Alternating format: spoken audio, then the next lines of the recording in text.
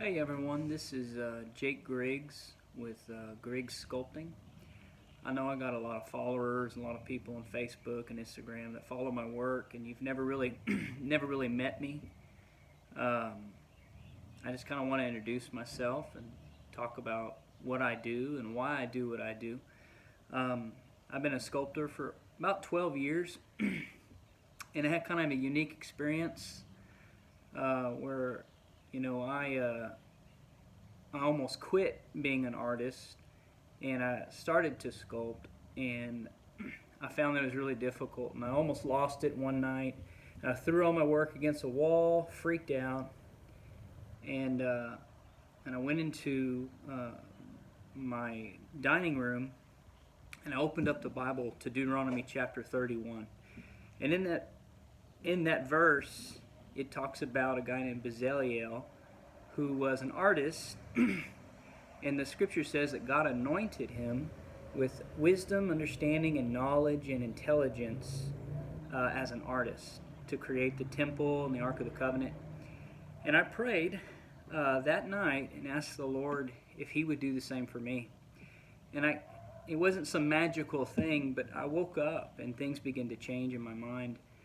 And I began to see and understand things very differently and see things in 3D. And I started sculpting.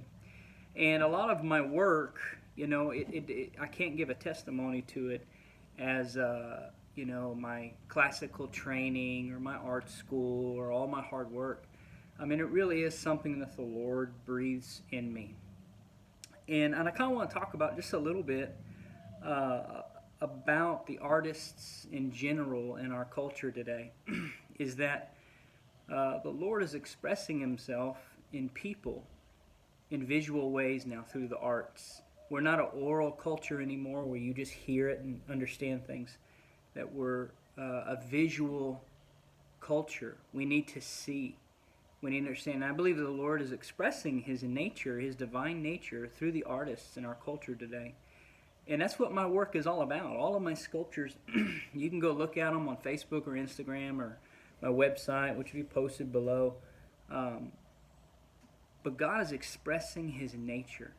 And I want to encourage you, art gets a bad rap because there's people out there that throw some paint on a canvas and it gets put in a gallery and sells for, a god-awful amount. And I'm not against that. But art needs to mean something. It needs to burn in someone. It needs to move hearts, cut hearts. It needs to have a story. It needs to have life to it. And there's so many artists out there today that their art is, they just do art to make money. And it's okay, I agree. Making money is awesome when you're making art. It's wonderful. But God's breathed into you this wonderful, beautiful gift. And expressing His nature to the world through art, it is the most impactful way to change people's lives. And, I do a ministry where I go and sculpt and preach. And I've preached to kids, 500 kids, and had their attention for 45 minutes because I used art. I used sculpting. And so I just want to encourage all the artists out there. You say, well, I'm not a Christian, I'm not a Bible thumper, but God wrote into your DNA. He imprinted into your being to express His nature in art and for a purpose. And many people are just good at art, but they fall from their purpose. And expressing truth in your work is very impactful. And so I just wanted to share that, and I'll post some more videos coming pretty soon about some of my work and why I sculpted certain things. But I just want to encourage the artists, especially the born-again Christian believers out there, Spirit-filled Christians. The time's come for us to create and express God's divine nature. It does not mean you have to make a bunch of religious-looking sculptures. You and I both have seen work that moves your heart. And I believe when you look at something and it moves you deeply, that's the breath of God in your work. And you can find that. It's in you. You can find that breath of God in your work, in music, painting, whatever medium you use, in sculpting. The breath of God in your work, it changes cultures. It changes people. There was a time in culture where art proclaimed the truth. It told the story of life. Art changed environments. It changed entire cultures and civilizations. And to some extent, I've been to museums where I walk in and my jaw hits the floor and I laugh so hard. You may think I'm insensitive.